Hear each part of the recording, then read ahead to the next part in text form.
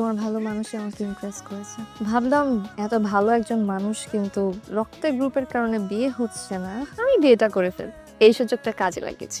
তার মানে আমি আমার অজান্তেই তোমার একটা উপকার করে ফেললাম। একটা প্রশ্ন করবো? হুম। আগামী ১ বছর পরে যদি আমাদের মনে হয় যে আমরা একজন আরেকজনের জন্য পারফেক্ট না, তখন এই সম্পর্কটার নাম কি হবে? পৃথিবীতে তো আসলে কেউই পারফেক্ট না। তোমার কোনো কিছু আমার ভালো নাই লাগতে পারো, তোমার কোনো চাওয়াতে আমি পারফেক্টলি নাই বসতে পারি। তাই বলে হাল ছেড়ে দিলে তো হবে না। দুজন দুজনের কাছে কিভাবে পারফেক্ট হওয়া যায় সেই চেষ্টাটা তো থাকতে হবে। আর আমাদের সম্পর্কের নাম কি হবে জানো? ভালোবাসা। আর এই ভালোবাসা যদি কখনো হারিয়ে যায়, খুঁজে বের করবো, যদি কমে যায়? তাহলে কিভাবে বাড়ানো যায় সেই চেষ্টাটা করবো। একটা কথা কি জানো, কোনো সম্পর্কে কিন্তু একা টিকে রাখা যায় না, দুজনের চেষ্টা থাকতে হয়। আর জীবনে ভুল শব্দটা না অনেক বেশি, কিন্তু এই ভুল শব্দটাকে শুদ্ধ করে যদি 2 কদম বেশি হাঁটা যায় তাহলে দেখবে এই ভালোবাসার সম্পর্কটা কখনো ভাঙবে না।